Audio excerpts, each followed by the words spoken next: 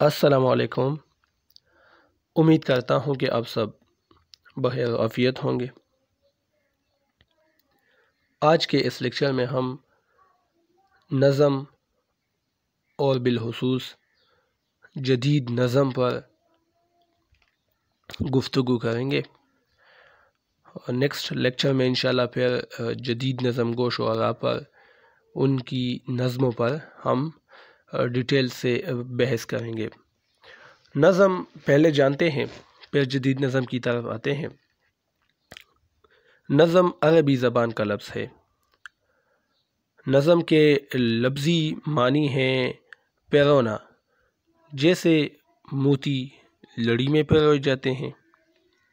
ادبی اصطلاح میں نظم سے مراد ایسی مسلسل اور مربوط صنف ہے جس کا ایک خاص مرکزی خیال ہوتا ہے، یعنی کوئی خیال کسی چیز کے حوالے سے شاعر کے ذہن میں آتا ہے، پھر اسی خیال کو بنیاد بنا کر شاعر جو کچھ لکھتا ہے ایک ترتیب کے ساتھ، اس کو نظم کہتے ہیں۔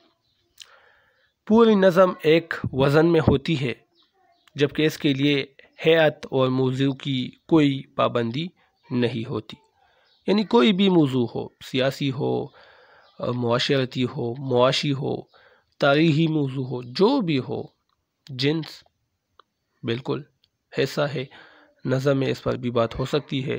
بہت سے نظم گو شعراء نے جنس کو اپنا موضوع بنایا ہے۔ میرا جی دیکھے اس کا یہی موضوع رہا، بہت سے شعراء ہیں تو یہ ہے۔ اور اس کے علاوہ ہیئت، شکل بھی کوئی خاص مقرر نہیں ہے۔ آپ مثلث کی شکل میں نظم لکھ سکتے ہیں، مسدس کی، محمد کی، جو شاعر کی مرضی ہو۔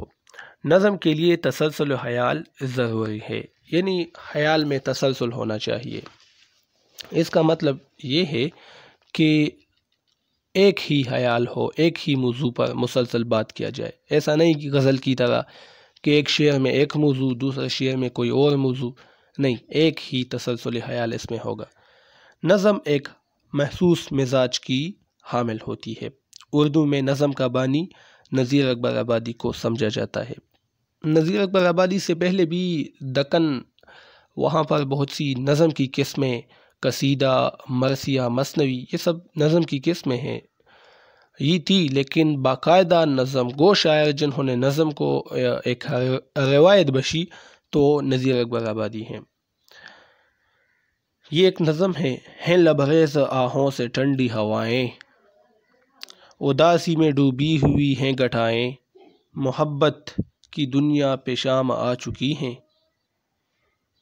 سیاہ پوش ہے زندگی کی فضائیں۔ تو یہ فیض احمد فیض ان کی ایک نظم سے یہ دو اشعار یہاں لکھے گئے ہیں۔ جدید نظم کا تصور۔ اب ہم جدید نظم کی طرف آتے ہیں کہ جدید نظم کیا ہوتا ہے۔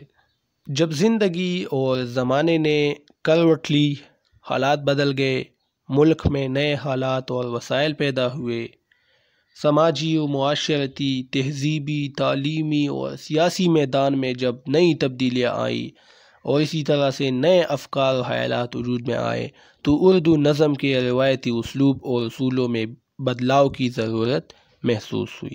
یعنی مطلب یہ کہ جس طرح زندگی وقت کے ساتھ ساتھ تبدیل ہوئی، پہلے جن، دیو، ان چیزوں پر لوگ یقین رکھتے تھے، لیکن پھر سائنس یہ آ گیا، سائنس، تو لوگوں نے جن، دیو، اس کو جھوٹا قرار دیا۔ پہلے منطق کی تعلیم، فلسفہ، ان چیزوں کی تعلیم ہوتی تھی، اب سائنس کی تعلیم ہے، فزکس ہے، کیمسٹری ہے، میتھمیٹکس ہیں۔ اسی طرح تعلیمی، سیاسی اور تہذیبی حوالے سے بھی تبدیلیاں آئی ہیں۔ تو اسی طرح ادب چونکہ آئینہ دار ہوتا ہے اور نظم بھی ادب کا حصہ ہے، تو زندگی کے ساتھ ساتھ نظم میں بھی، اس کے اسلوب میں بھی تبدیلی آئی۔ پھر اسی طرح نظم جدید کا تصور قائم ہوا اور اس کا باقاعدہ آغاز ہوا۔ اس کے بعد جدید نظم کو کافی فروغ بھی حاصل ہوا۔ دیکھتے دیکھتے غزل کے بعد یہ صنف یعنی جدید نظم دوسری سب سے مقبول صنف بن گئی۔ جدید اردو نظم کا تعارف۔ جدید اردو نظم ہے کیا؟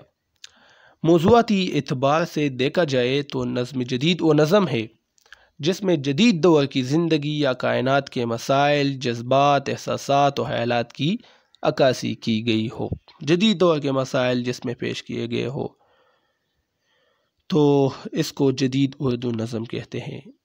یعنی جدید نظم کی خصوصیت یہی ہے کہ اس میں عصر حاضر کے جو حالات ہوتے ہیں اس کو پیش کیے جاتے ہیں۔ فنی اعتبار سے نظم جدید اس نظم کو کہتے ہیں جس میں شاعر نے شاعری کی قدیم اصناف کے اصولوں یا قاعدوں کی پابندی نہ کی ہو۔ تو دیکھیں دو باتیں ہمارے سامنے آئی، ایک تو فکری حوالے سے، ایک فنی حوالے سے۔ فنی حوالے سے جدید نظم وہ ہے جس میں کوئی شاعر روایتی اصولوں کی پابندی نہ کرے کہ بھائی مصرع ہوں گے، اس میں وزن، قافیہ، ردیف، بحر، اس کی پابندی ہوگی، یہ ایک روایت چلی آ رہی تھی۔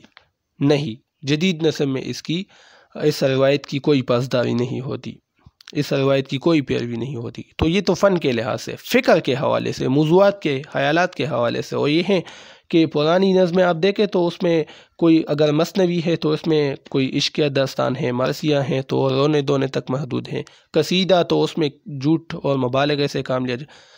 لیکن جو جدید نظم ہے تو اس میں آپ دیکھیں ہر طرح کا موضوع، جس طرح زندگی ہے اسی طرح زندگی کو نظموں کی شکل میں پیش کیا گیا ہے۔ تو یہ فکری حوالے سے، موضوعاتی حوالے سے یہ جدید نظم ہے۔ اس میں جھوٹے واقعات، یہ مثنوی کی طرح یہ عشقیہ داستانیں ہوتی ہیں لیکن اتنی نہیں جتنے کہ پہلے وقتوں میں ہوتے تھے، قدیم ادب میں یہ چیزیں جو ہوتی تھی۔ فنی اعتبار سے نظم جدید اس نظم کو کہتے ہیں جس میں شاعر نے شاعری کی قدیم اصناف کے اصولوں یا قاعدوں کی پابندی نہ کی ہو، وہ آزاد ہو کر نئی یا الگ ہیئت میں اپنے خیالات یا تجربات کو رغبت کے ساتھ پیش کریں۔ یعنی جدید نظم کو جو ہوتے ہیں، جدید نظم تو اس میں کوئی پابندی نہیں ہوتی، آزادی کے ساتھ وہ اپنے خیالات کو پیش کر سکتے ہیں۔ جدید اردو نظم میں آزاد نظمیں بھی لکھی گئی ہیں۔ آزاد نظم یہ جدید نظم ہی کا حصہ ہے کہ اس میں بھی کوئی پابندی نہیں ہوتی ردیف، قافیہ، ان چیزوں کی۔ تو ہم نے تعریف میں بھی پڑھا کہ جدید نظم میں پابندی نہیں ہوتی۔ زندگی سے ڈرتے ہو، زندگی تو تم بھی ہو، زندگی تو ہم بھی ہیں۔ آدمی سے ڈرتے ہو، آدمی تو تم بھی ہو، آدمی تو ہم بھی ہیں۔ تو دیکھیں یہ نظم اب دیکھیں مصرع چھوٹے بڑے ہیں، کوئی خاص بحر اس میں نہیں ہے، قافیہ آپ کو دیکھنے کو نہیں ملتا یہاں۔ تو یہ نون میم راشد کی ایک نظم ہے، زندگی سے ڈرتے ہو۔ بہت سی نظمیں ہیں، آزاد نظمیں، معرّہ نظمیں، تو یہ جدید نظمیں ہی ہیں۔ تو امید کرتا ہوں کہ آپ نظم اور جدید نظم کے حوالے سے ذہن میں جو سوال ہو وہ کلیئر ہو چکا ہوگا۔ انشاءاللہ نیکسٹ لیکچر میں جدید نظم کی خصوصیات اور جدید نظم کی نظمیں، اس پر ہم ڈیٹیل میں بات کریں گے۔